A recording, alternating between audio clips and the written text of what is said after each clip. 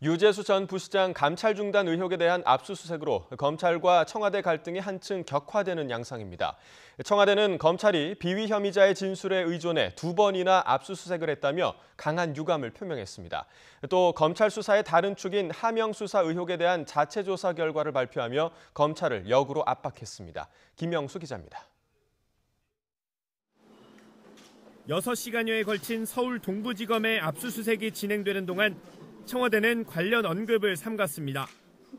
압수수색이 끝나고 나서야 대변인 명의로 입장을 냈습니다.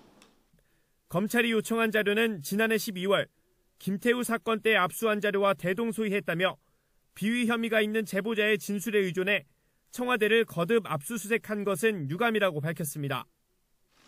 청와대는 검찰 수사의 다른 축인 전 울산시장 측근 비리 제보 경위에 대한 자체 조사 결과를 발표하며 역공을 폈습니다. 청와대가 이첩한 첩보 문건은 경찰 출신이나 특감반원이 아닌 민정비서관실의 한 행정관이 외부에서 받은 제보를 요약 정리한 것으로 확인됐다고 밝혔습니다. A 행정관이 재작년 SNS를 통해 받은 김기현 전 울산시장 측근 비리 제보를 요약 편집해 문건을 정리했다는 겁니다. 제보자는 A 행정관이 알고 지내던 공무원이고 정당 소속은 아니라고 청와대는 밝혔습니다. 선거 개입 의도가 있었던 것 아니냐는 의혹에 선을 그은 건데 신원은 공개하지 않았습니다.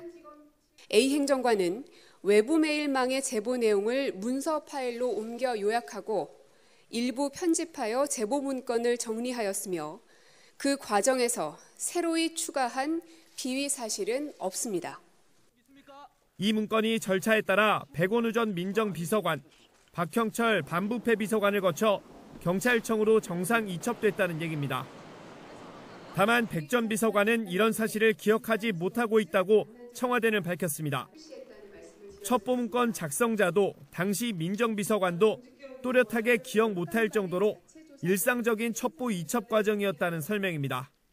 청와대가 전 울산시장 주변 수사와 관련한 첩보 작성 경위를 자세하게 밝힌 것은 숨진 전 특감반원이 이번 사안과 무관하다는 점과 검찰 수사가 무리하게 진행되고 있다는 점을 동시에 강조하려는 뜻으로 보입니다.